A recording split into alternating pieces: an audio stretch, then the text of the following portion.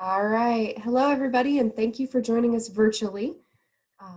We are going to talk with you today about our presentation for What Do You See with Your 2020 Vision? The Holmes County 4-H Advisory Committee and our 4-H Extension Office put together our first ever open house this year, and we'd love to share some results, some things that went really well, some of our tips and tricks, and then also if we were meeting in person, we'd be asking you what your open houses consist of, so that way we can make ours in 2021 the best it is yet. So my name is Janessa Hill. I'm the 4-H educator in Holmes County, and with me today virtually we have Ashley Gerber, who is our office associate, and she's also going to be doing this presentation with us. Kay Klein and Lisa Lang were key volunteers in making this event happen, and they were unable to join us virtually but would have been with us during the presentation in Columbus. So here's a great overview picture of our open house. As you can see, lots of tables, lots of 4-Hers, lots of volunteers, and lots of people that were able to join us. When you're setting up and preparing for your first ever open house, a lot of times people are like, well, how many do we prepare for? How many are you expecting to come through? Success is measured in a lot of different ways, right? So for us, success, I think, for that evening happened in a lot of different ways. Success happened with the number of folks, new 4-Hers or new members that we had walk through the door, potential new members. Happened with all of the volunteers that came out from Holmes County to really make sure that this was a successful event. They were really prideful about it. And I say that in a positive way. It wasn't a negative in any way, shape, or form. They were really excited about this event.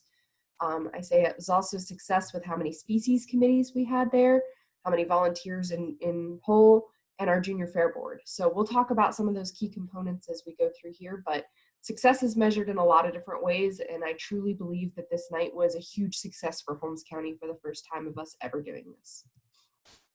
Here's some more pictures of the opening. When we opened the doors at 6:30, there was a line out the door. Nobody ever imagined that that would have happened at our first ever open house. So they were greeted by welcoming volunteers, and then our junior fair board members actually took each family around and were like their tour guides for the evening to take them through to different stations. So the so what and the why, right? We ask this a lot when we put on events, and especially in 4-H, we're already competing with sports and we're competing with other youth organizations, and there's just a lot going on. So why would somebody want to come to an event like this? We task our advisory committee to really think through this when we started this endeavor, and why are we hosting this open house? So the reasons why: we wanted to expand the Holmes County 4-H program, whether that's by numbers or whether that's just by awareness. Another reason we did this was to increase awareness of the 4-H program in Holmes County. We really wanted to make sure that people knew about it. Our county is very community club based, and we have very strong community clubs, which is really awesome. But along with that, we're not in the schools yet, and we're not really reaching those that aren't part of a 4-H community, if that makes sense. So that's something that we wanted to do, is just increase the awareness of what 4-H is in our county. It was a great way to kick off the year, and it was a great way to promote clubs in our county. As you saw from pictures, we had 9 different 4-H clubs that came in that night and helped us out and brought in projects from their group members and brought in 4-Hers, and it was just a really cool event. So we also tried to make sure that this event was a lot of fun. It was a relaxed, opening, welcoming atmosphere. So as you can see there, we had the True Leaders sign that we were passing around. You'll see lots of pictures of that as we go. We had green clovers everywhere, balloons. I can't take credit for any of that. That was all our advisory committee and volunteers, but they wanted to make sure that this was a fun, welcoming, positive event for everybody that came, and it truly was, so that was awesome.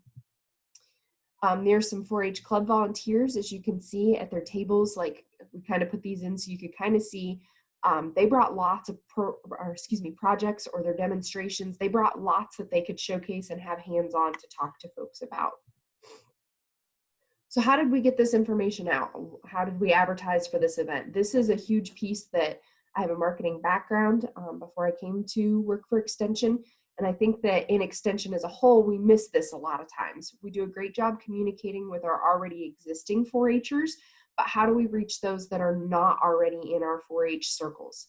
So for this event, we did radio, which we didn't have to pay for, and we had youth do spots for, just like we do for our awareness week.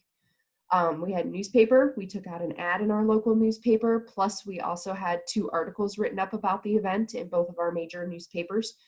We went into the schools. Our office associate is amazing, and Ashley was able to contact both of the schools and get numbers for kindergartners all the way through seniors in high school, and they all received an invitation. So we sent out lots of invitations that way, but we also sent them out the grassroots ways with our 4-H clubs. If they had meetings already happening, or some of our advisors are like, we'll see kids at different events happening, they took invitations and personally passed them out to people. We also had flyers that we made and put up around town, and we also had them out at the Holmes County Fair. I think that's something else to think about and to really remember, is that you have a captive audience at your county fair. Yes, that might be months away, but that is also a way where they learn what 4-H could be, or if they're interested, where they can get more information. So we had a booth at our county fair in 2019 to advertise this date and advertise the event. And then we also did a 4-H volunteer put together a video as a school announcement. They showed it on channel 1, and the link is right there. It's 4 minutes long, so we're not going to show it virtually here today, but I highly encourage anybody to go back and look at that video. It's a really good one. There's 4-Hers from Holmes County that are speaking on it, and they did a phenomenal job with it. So that's something that I would highly recommend if you're looking to do marketing for an event. So how did the new families hear about this event? It's also very important to collect data at these, right? We want to know what's working, what's not working. So when new families stopped in, we had them sign in at the welcome table there, and we asked them how they heard about the event. So 16-ish of them, 17 of them heard about it through Facebook, so social media. We did not pay for any of that advertisement, but we did push it really hard through our social media outlets. Radio was 0, so if you have to pay for radio in your county, maybe think about that as an outlet, if that's a good one or not. The newspaper, about 10 people, 11 people heard of it from there. And then the invitation, as you see, that was over 20 that said that they either personally got the invitation at school, or through another family member, or through their youth getting it somewhere else. And that was a big piece. So for sure next year we will be sending out invitations as well for our event. We also made sure we provided plenty of incentives to keep people coming and enjoy themselves while they were visiting.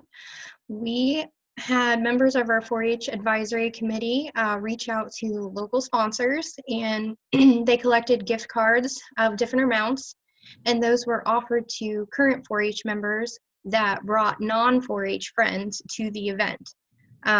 We weren't quite sure numbers-wise what to expect, so we said if they brought 2 or more friends, we would give them the gift card. We had a small number of invitations set up that way, so in the future, I think that we would have enough to offer,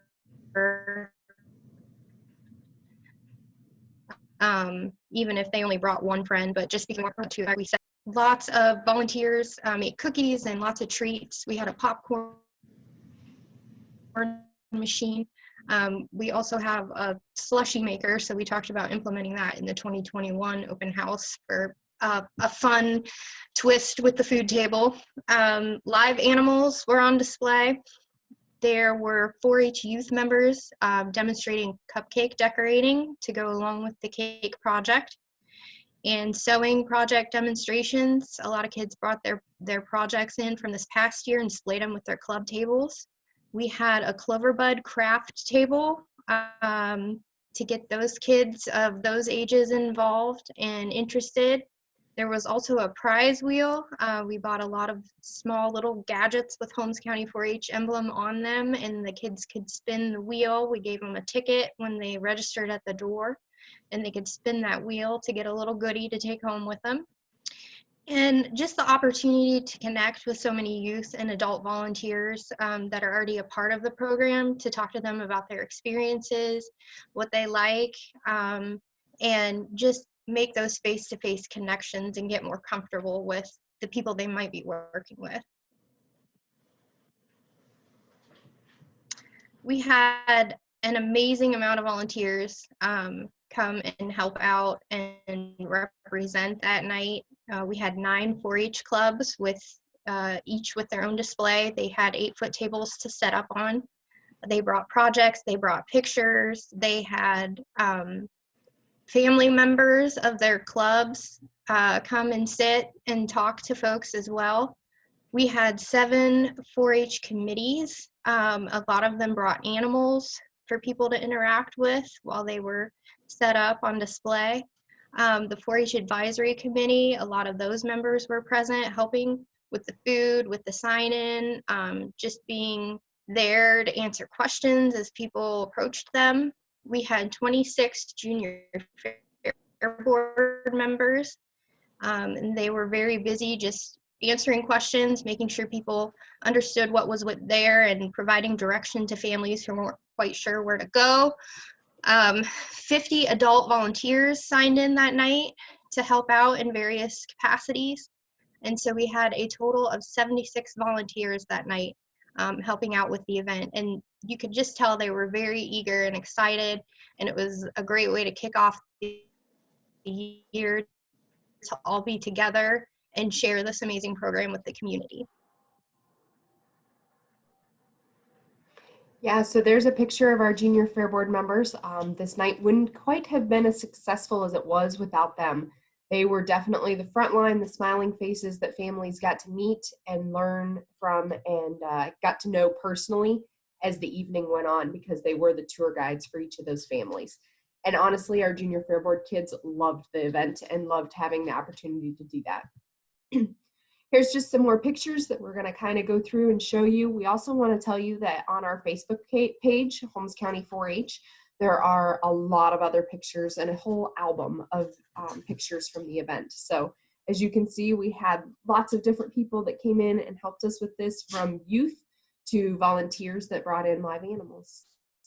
There's another picture of our setups. We put our 4-H clubs in the center there, as you can see, and around the outside with the black pipe and drape.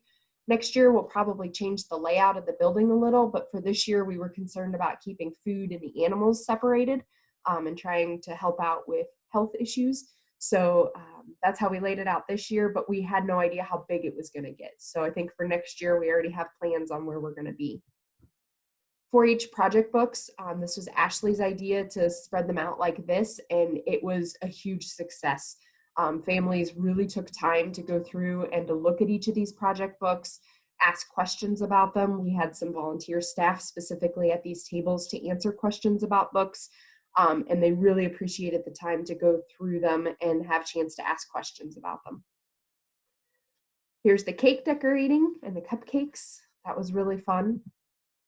And then, like I said, it's just some other volunteer pictures and our junior fair board. It wouldn't have been successful or as successful without them. There's the prize wheel. We had junior fair board members and a volunteer that were able to do that. We purchased some Holmes County swag, so some items that were labeled with Holmes County 4-H for the event. And it's kind of funny as we see those pop up throughout the county at different events afterwards. So definitely any chance you have to promote 4-H in your county, that would be something that's pretty cool. And the volunteers really appreciated it, as did the new people coming in. All of them got a ticket. All of the new folks that came in, they got a ticket at the sign-in table, and that's what we used. So that way not everybody went over there and got 20 or 30 things. They all had a ticket that they put into the basket, and then from there they were able to spin the wheel. So that way we can monitor that a little. As you can see, our dog program was there. They brought their agility equipment in, and they had dogs so that they could talk about and show obedience. We had a baby alpaca that came in, and these are just some other pictures of 4-H club booths and our sheep committee and the supplies that they brought in. And lots of goats that night. Goats were a huge success. If you have a building that you can bring animals in and let goats be around, everybody's just happier around goats. Our swine committee also came, and this was really cool. These ladies spent all evening answering questions. They were both stoked with how many people came through and talked with them. Obviously, it's a little harder to bring in baby piglets, and obviously you don't want to get them sick or other people sick, so we did not have a baby piglet at the time, but they did a phenomenal job talking about all of the equipment, talking about local producers or breeders in Holmes County. We also have brochures made up for each species, so that if you're interested in getting started, here's how, here's what to expect, here's how much equipment you're going to need, here's estimated cost that each of our species committees came up with. So kudos to these ladies and to all of our committees in Holmes County for coming together and helping us with this event. Here's some more pictures of just different 4-H clubs. We didn't give them any instructions. This is what they all did. We just said, come help us out. And they went above and beyond and really made the night a huge success that way. We had a Clover Bud Craft that night where they made Plato. Our junior fair board members there, you see on the right-hand side, were instrumental in helping out and making sure that craft went smoothly for everybody. So that was a lot of fun, and there was a lot of families that took part in that. So as you can see, it was a family event. I think that was another thing that made it a huge success that evening, is that new families got to come in and see how happy and how excited not only our 4-H club advisors were, our 4-H committees were, but also our families. There was a lot of youth there that were really excited to showcase what they'd learned in 4-H, and they were there to talk about their projects, and that just really showed. Food, like we talked about earlier, that's the most important part of a function in 4-H, right? Well, one of them anyway. So food was really, really important. We had some amazing donors that brought that. Refreshments were donated by the Holmes County 4-H committee, as well as a couple other local businesses. We had one volunteer that made, I don't know how many dozens of cookies. They were delicious and everybody loved them. So food's an important part of your event though. So some things to change for 2021.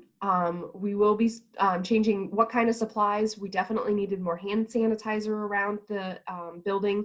We definitely needed a little bit better way of containing food before they went out over to the animal area. We would like to change our sign-in format, like we talked about there at the very beginning. We had a line out the door, had no idea we were going to be anticipating that. But because we did, we're next year probably going to change our sign-in format just a little bit so families aren't waiting to get in. We're going to change the flow of the clubs and the species committees, kind of like I talked about earlier, just so that it flows a little bit easier and it's not quite as fragmented. We're also going to, in the office, map out where the clubs are meeting and then create a chart of when clubs meeting times are and the days.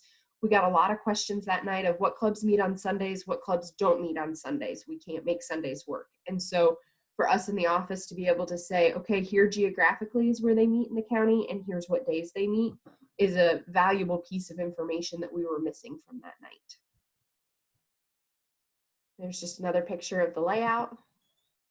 And I'm going to let Ashley talk to you about some survey results. So at the sign-in table, one of the questions we asked on the sign-in sheet was for their email and if they would be interested in participating in a follow-up survey. We created and sent a Qualtrics survey after the event to gather information from the families and get some feedback for future events. One of the questions we asked was, do you feel the event is beneficial to the local community to learn more about the 4-H program? And 100% of the responses said yes. So that was very good. We definitely captured what we were hoping to do. We asked survey participants to rank the following as what they saw was most important about the open house. The overwhelming response was the opportunity to see all that 4-H has to offer. I think having the project books, having all of the different animals, the different clubs, and seeing the kids' projects, I think it really opened their eyes. A lot of people, I think, sometimes think that 4-H is just animals, but they definitely saw a glimpse to a lot of the life skills projects and the opportunities there as well. The resources that we had there that night, we handed out project guides as they came in the door, the full catalog of all the projects. We tried to give that to them as they were waiting in line so they could look through it and kind of not be standing there waiting to get through. We had the project books, of course. The shooting sports table had a display set up, and then all of the resources that the livestock committees brought in too, so that you could see what was involved in the project, some of the tools needed. And then they ranked the opportunity to connect with current 4-H volunteers next, and then the opportunity to connect with current 4-H youth and see the projects and their passion that comes along with that. So we also asked them what their favorite part about 4-H open house was, and this is in no particular order, but they were asked to select all that apply, and some of the things they mentioned were project books on display, the clubs being present to ask questions, ask about meetings, and just put faces to names, the animals and the equipment that they could see in person, and talk to the folks and make connections, and then the projects on display. So overall, the survey responses were very positive. We only had a few give us, like we left an open dialogue box at the end for any comments or suggestions. And most of it pertained to the layout. There was just a lot. It was a big building. So we need to focus on direction and kind of helping guide families next year a little bit better. So that's part of our focus for improvement in 2021. But overall, the survey results were very positive. We will continue the survey. It's a good way to gather feedback. And we just did direct email invitations to the families that were open to completing the survey based on the sign-in sheet.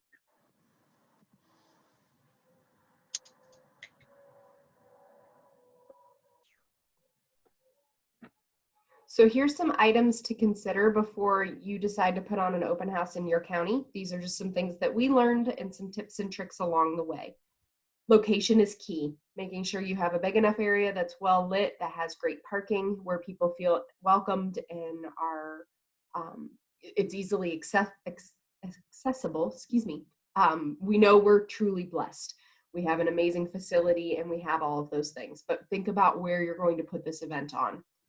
Making sure you have enough volunteers, not only club volunteers, species volunteers, but your youth there. Like I've said many times before in this presentation, this event wouldn't have happened without these volunteers. And it was really, truly special that night because of our Junior Fair Board participation. Club participation, we had 9 out of our 27 clubs that this first year came and joined us and helped us with this event. That was huge.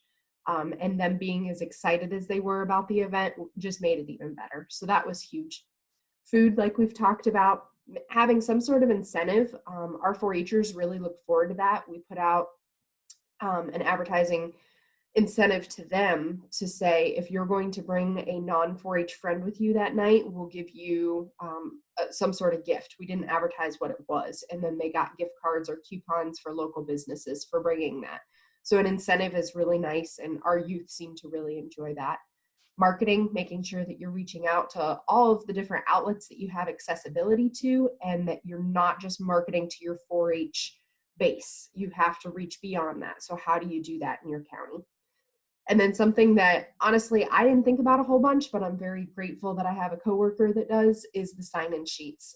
She put a lot of time and effort and thought into that. If you'd like to see how she laid those out and what all questions we ask, I'm sure Ashley would be happy to share that with everybody. But definitely making sure that you capture information of people as they come through the door so that we can reach back out to them was very important for the night. So if you have any questions or comments, please feel free to reach out to us. There's my email and contact information.